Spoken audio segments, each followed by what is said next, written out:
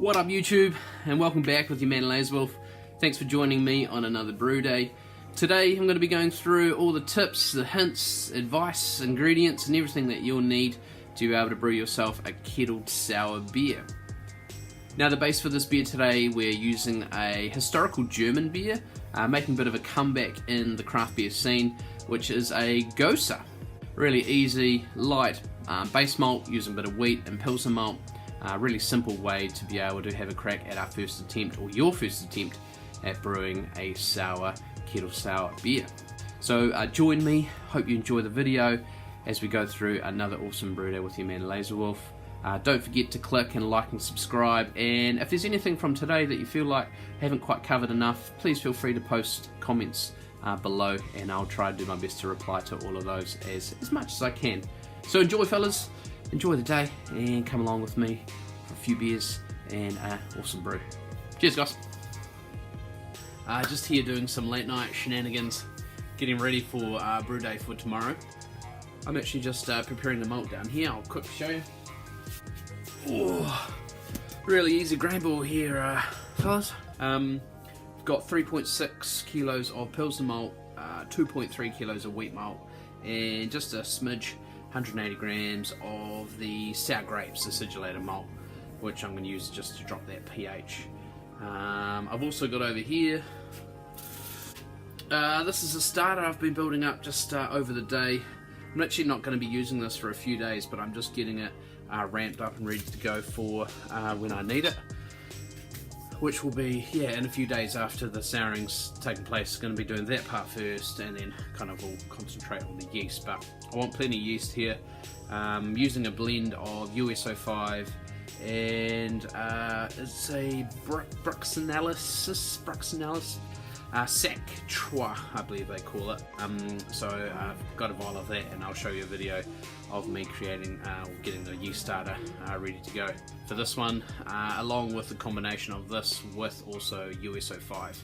So just trying to balance out a little bit of a normal ferment towards the end, and getting in a little bit of that different character from the Brux Sac Trois yeast strain that we're using as well. So really, just getting everything ready. I've actually got my water additions ready to go. You're actually on my sparge heater right here.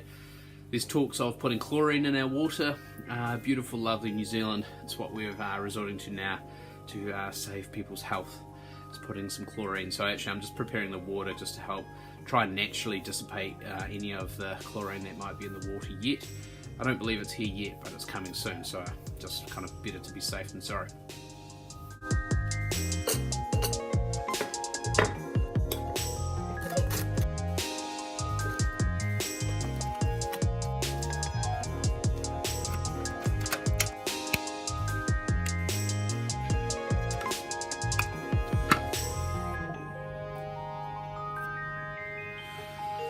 Whew.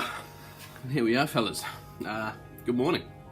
Just fired up a couple of bits of bread, some toast going on. Really just gonna get things warmed up this morning. Boys are up just having breakfast themselves, and gonna mill up the grain. As I said, get the temps up. Gonna be mashing in at 66 this morning, and just got my sparge water. I've got about 16 litres in with Grainfather, and I'm going to add in some salt additions very shortly, and also I've got 16 litres sitting in the sparge water heater from the Grainfather as well. So probably won't be using all of that. We'll just see how the runnings go when we sparge, but let's crack into this one. Just weighed out my salt addition here, which I'm going to be adding in right now. We're looking at 12 grams of calcium sulfate, looking at gypsum. We've got about 6 grams of calcium chloride and 2 grams of Epsom salts, magnesium.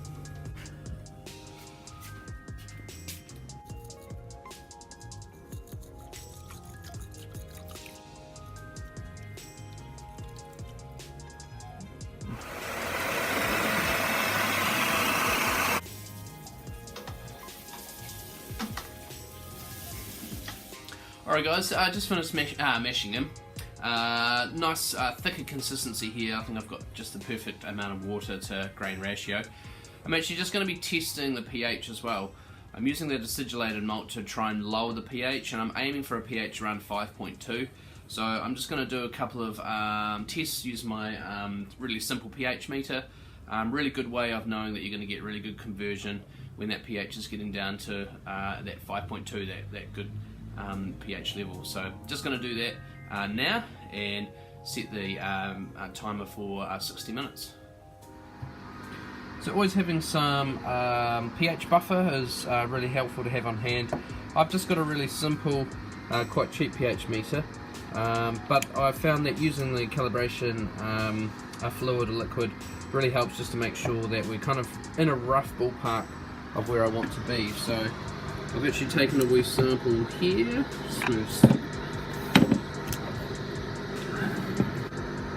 So not bad, I'm going to be happy with that. Sorry about that, excuse it. So 5.1, it's dropping slightly, it's actually not too bad, it's getting into the lower range, but knowing that there'll be a few points off for the differential on my pH meter, I'm sure we'll be pretty happy with that. Ooh. Bit dusty on these early morning starts, but we're getting there. Just started the timer for the mash, and as you've just seen, I've actually just taken the pH meter runnings from the mash as well, so aiming for 5.2. After recalibrating the pH meter, it's about a 0.1 differential off, so what we're showing as a 5 pH is probably more around 5.1, which is in that real good ballpark of what I was trying to hit, so pretty happy with that. And that's purely from those malts, but also with the addition of the acidulated malt. The whole idea of pretty much adding acidulated malt is to lower the pH, so really happy with that. Two big things for this brew day today. One is going to be managing your pH. Anything to do with souring, especially kettle souring, or even in souring in primary, you really need to be able to manage your pH in some way by having a simple pH meter. If you're looking at really getting into sour beers, I would suggest investing in a better and more expensive pH meter that can be a little bit more accurate, and that's what I'm going to be doing in the very near future, is purchasing myself a new pH meter. Also, because of the really low grain bill, I find that doing these types of beers, I actually scale up to 30 litre batches, and purely because I can fit more in the Grainfather, I can kettle sour in the Grainfather and boil and reach those volumes quite easily. I like doing that just so I can get more out at the end of the other side when it's fermented, and that's why I also use my smaller 11 litre fermenters also to experiment and use things like fruit and other different ingredients to rack onto and kind of create two different beers side by side. So just note that the ingredients and everything that I'm showing you today is for a 30 litre batch, and yeah, really enjoy getting some more volume at the end of brew day. As I said, it's just over 3 kilos of Pilsner malt and just over 2 kilos of wheat malt. These are the IBS support tablets that I'll be using to sour the wort today. Pick these up online, but from your local pharmacy. I've used these ones before and had really good luck with them, and they are said to contain 20 billion cells in each tablet, using the strain of Lactobacillus plantarum, so just 100% lacto. I'll be using these today to sour the wort and to drop the pH, and again, really crucial that you've got a pH meter to be able to monitor that. Often 36 to 48 hours is the kind of recommended souring time. So actually really simple and easy to use. Using the Grainfather is really handy as well, because we can pitch the Lactobacillus straight into the Grainfather and just leave it on at that lower wattage setting, but also dialing in the temperature that we want, and we're going to be aiming between 35 and 40 degrees for that 48-hour period.